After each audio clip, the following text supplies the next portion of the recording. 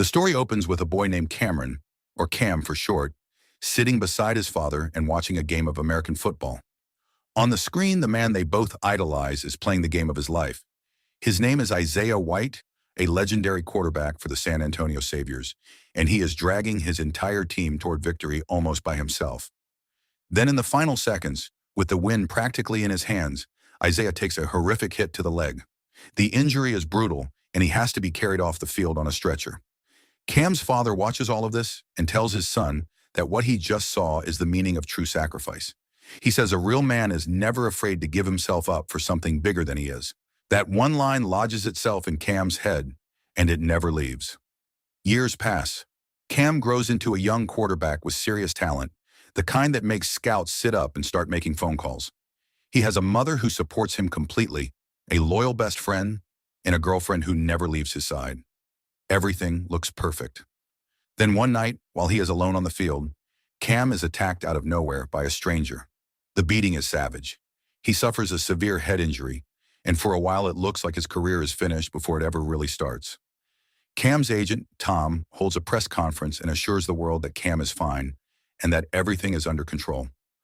None of that is true, and everyone in that room can feel it. And right in the middle of all that hopelessness, an offer arrives that Cam never could have imagined. Isaiah White himself, the legend he has worshipped since childhood, personally invites him out to his private compound to train for 1 week before the great man finally retires. The compound sits deep in the desert, cut off from the rest of the world. When Cam arrives, he is swarmed by a small crowd of Isaiah's most fanatical fans, the kind whose devotion goes a little past normal. Cam keeps his cool, walks past them, and steps into a house with a design unlike anything he has ever seen. Inside, Isaiah welcomes him warmly. The legend has picked up a new hobby, making art with his own hands, and everything in the house feels expensive, controlled, and immaculate. But one small thing sits wrong with Cam. He is asked to hand over his phone. The reason he is given sounds reasonable enough. No distractions, no messages from the girlfriend, no scrolling, no mindless gaming to bleed away his focus. Just a week of nothing but work. Because the point of all this, at the end of the day, is to shape Cam into the next great star. The one who will take the place of Isaiah White. This is where it all begins. This is him.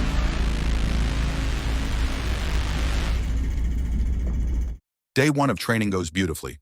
Cam gets to work side by side with his hero, and the two of them fall into an easy rhythm. Throwing, running, laughing, feeding off each other's energy like nothing else in the world exists except football. After the session, Cam is introduced to the team's private doctor, a man named Marco, who immediately tells him to take off his shirt. What follows is a full physical inventory: arm length, chest circumference, neck circumference, body fat percentage, and then, without any hint of awkwardness, a measurement of Cam's most private anatomy as well, which apparently carries real weight in the assessment. All of it, supposedly, to confirm that Cam has the right body to inherit the throne. Once Marco is finished, Cam climbs into an ice bath to recover, and that is when he notices something strange. Isaiah is sitting nearby having his blood drawn, watching it fill a small bag. When Cam asks what it is for, he is told the blood is being banked as a reserve supply in case Isaiah is ever exhausted and needs it back. In that same moment, Cam receives an injection of his own. He is told it is a painkiller mixed with vitamins, something to keep his stamina high through the week. Day 2 is a 100-kilometer run across the desert, with Isaiah beside him the whole way. Cam collapses somewhere along the route, burned out completely. He is picked up, carried back to the training area, and given another injection identical to the one from the day before, so his body can stay fit and fresh. But Day 2 also brings something new. A team of volunteers arrives, people who claim they are there to help with whatever is needed. The first shock comes when Cam realizes what one of those volunteers is actually there to do. The man has to stand directly behind a machine that fires footballs at terrifying speed. If Cam and the rest of the unit fail to work as one coordinated group, those balls slam into that man over and over. By the end of the drill, the volunteer is battered and bloodied, and he is laughing. He acts as if nothing happened at all. Isaiah, cold as ever, treats this like it is completely routine and tells everyone to clear out. That evening, Cam is placed inside a hyperbaric oxygen chamber, the kind professional athletes use for recovery. Lying there, replaying every strange thing he has seen so far, he tries to talk himself into believing it all makes sense. Maybe this is simply how the greats do it. Maybe this is the price of the level he wants to reach. But his head injury has not healed, and the hallucinations are starting. Day 3 is leadership, and leadership in this house means being broken down until there is nothing left.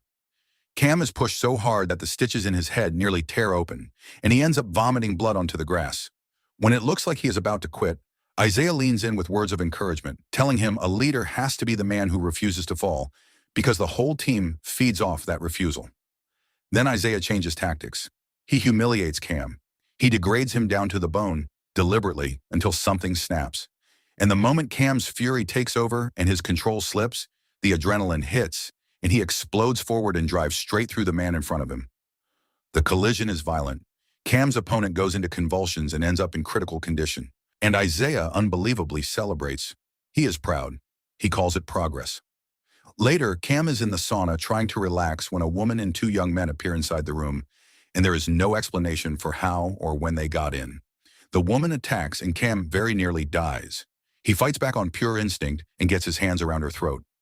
Then Isaiah arrives just in time, but instead of calling the authorities, Isaiah kills her, right there. Without hesitation, the 2 young men rush to her body. She was their mother. All 3 of them were part of that fanatical crowd from the front gate, devotees who could not accept that Isaiah was retiring and could not accept that Cam was the one chosen to replace him. And what shakes Cam more than the killing itself is Isaiah's face afterward. Still cold, still calm, not one flicker of regret. Day 4 is toughness. Cam and Isaiah head outside for target shooting. At first, the target is a deer dummy, but that gets swapped out for a thick, human-shaped figure instead. And Isaiah tells him casually that the woman who died the night before is inside that dummy. So there is no reason to hesitate. She is already dead. Pull the trigger. Day 5 is vision. The physical work stops, and the focus shifts to Cam's mind, preparing him psychologically to step into Isaiah's shoes. There are photo shoots for advertisements, posters, and social media. There is media training, rehearsed interviews, and coaching on how to be marketable. Bit by bit, Cam is being told to kill off his own personality and become whoever management needs him to be. When the shoots are over, Cam meets Isaiah's wife, Alice. She invites him out, and the destination turns out to be a private party attended by a very small and very selective group of people. Marco, the doctor, is there. He quietly warns Cam to get out, to run as far as he can before it is too late. But Cam has no idea what he's talking about, and he lets the warning slide right past him, because at that party, Cam is finally standing face to face with the club's owners and the executives who run the team. Rich people, powerful people, and Cam is pulled into a night of indulgence and excess that he never asked for. And then Marco is killed, murdered, because someone found out that he tried to warn Cam away. Day 6 is sacrifice. Cam wakes up strapped to a table in the recovery room with a line running into his arm and Isaiah's blood flowing into his veins. This is where the truth finally comes out of Isaiah's own mouth. He is not merely a football legend. He is part of an ancient ritual, one that has been passed down through generation after generation. Those injections Cam has been receiving all week were never vitamins. They were Isaiah's blood, deliberately transferred, the inheritance of a legend passed into the body of his chosen successor. Cam was selected as a child. This team marked him out and fated him to become the next GOAT. And that title has nothing to do with trophies or records. It is a contract signed with something far darker than any sport. Today is the final test. To prove he is worthy of becoming the new legend, Cam has to fight Isaiah and beat him with his own hands. Only one man walks out of that room, and the 2 of them begin. It is a grinding, ugly fight.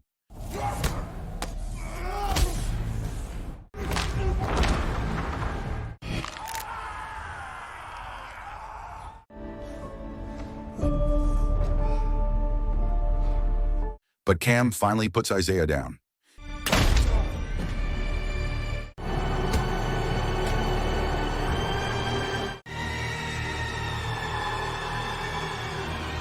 Then he walks out into the room where the club's leadership is already waiting for him.